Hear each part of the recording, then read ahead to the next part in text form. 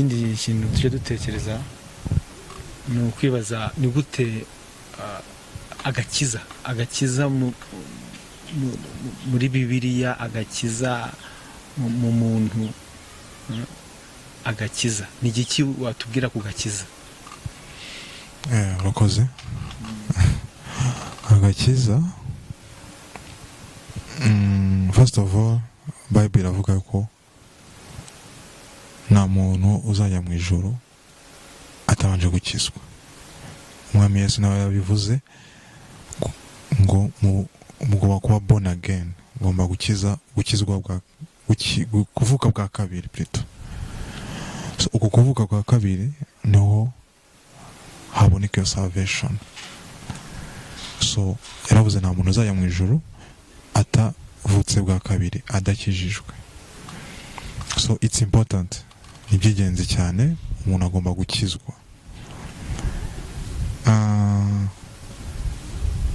Ngusomeye wanyemera tugasoma muri Yohana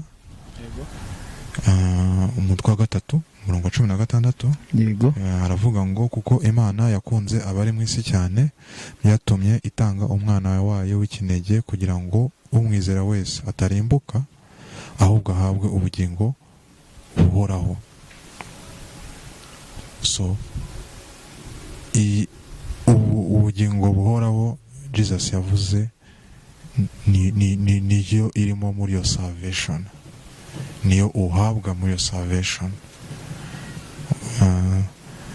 So ikindi kintu nakongeraho, wambaza se iyo salvation wenda umuntu ayibona gute, uyigeraho gute?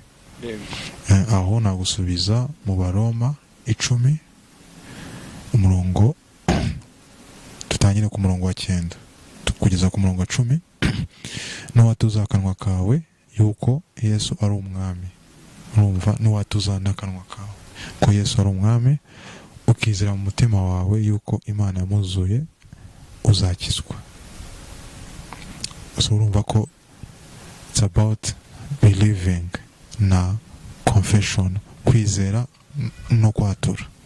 Amen.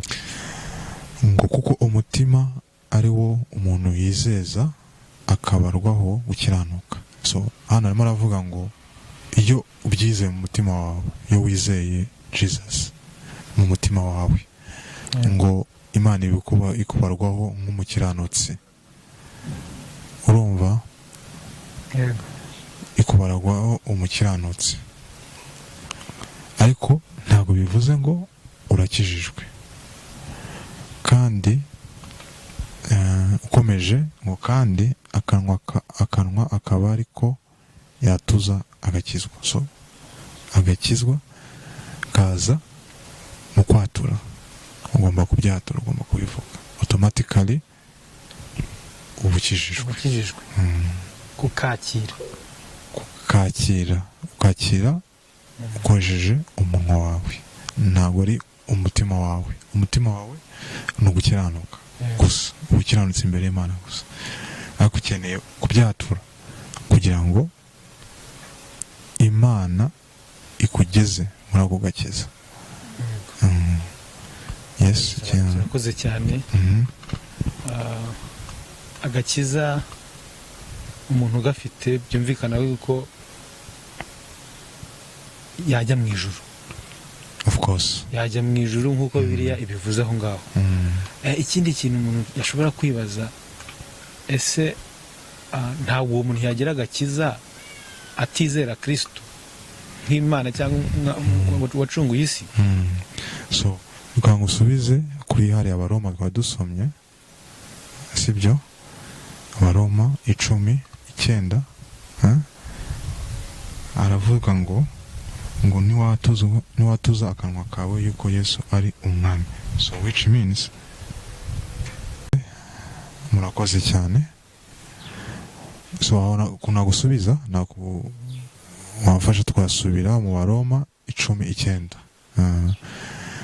ngo niwatuza ngo akanwa kawe yuko Yesu ari umwami. Uri kumva neza?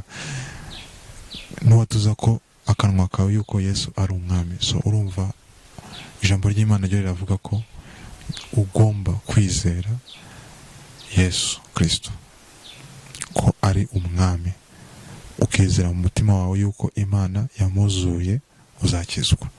So ugomba no kwizera ko yamuzuye. So usanga wenda abo bandi cyangwa se ayo madini yandi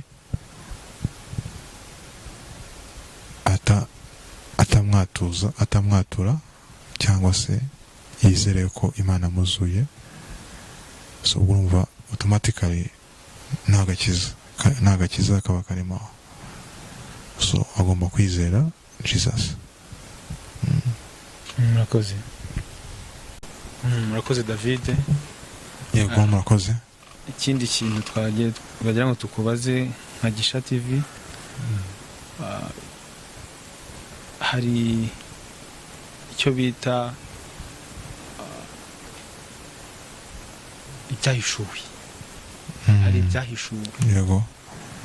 Mu byahishuwe rero tuza gusanga yuko harimo abagiye basobanura berekana kandi bahuza na bibiliya, bagaragaza yuko harimo antichrist.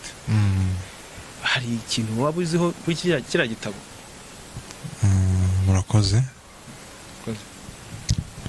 Nibyo, antichrist igitabo cya Revelation kiramuvuga, ariko ntabwo kimuvuga muri Revelation gusa, n'ahandi kimuvuga henshi. So who is Antichrist?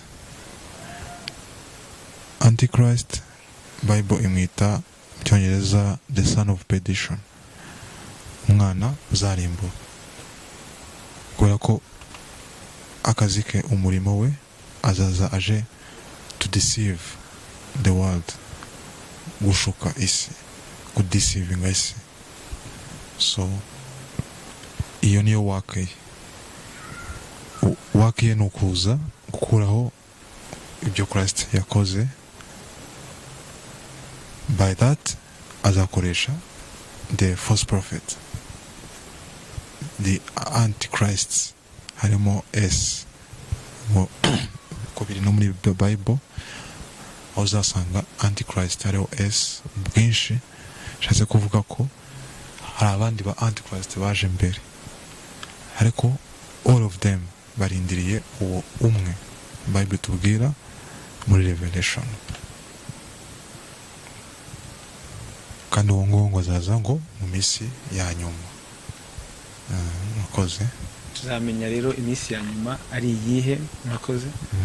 Iminsi ya nyuma, iminsi ya nyuma ko kuva kera yagiye ivugwa ko ari ya nyuma. Iyo uvuze iminsi ya nyuma ushatse gusobanura iki? Hari ibyahishuwe byatangiye kubaho, cyangwa antichrist ariho ubu ngubu? Yaranariho kuva kera, niko niba nakumvishe neza. Okay.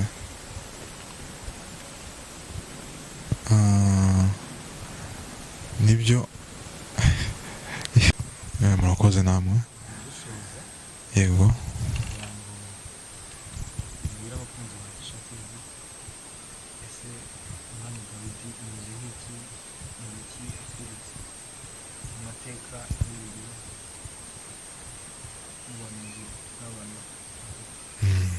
Murakoze. Dawidi ni umwe mu bagabo bakomeye muri Bible. Ikintu umwibukaho gikomeye nuko Imana yavuze ngo uyu niwe muntu ufite umutima nk'uwo nifuza. Nta wundi muntu Imana yigeze ibwira gutyo ku isi. Niwe muntu wenyine ku isi Imana yavuze ngo afite umutima nk'uko Imana we ibishaka. So character ye, afite character nziza, character God yavuzeho, God yaduhaye as an example. So which means ugomba kumwiga ukamumenya, ukamenya iyo character, and learn from it. One is muri zo character za King David. King David yari humble. King David yubahaga Imana. Urakoze.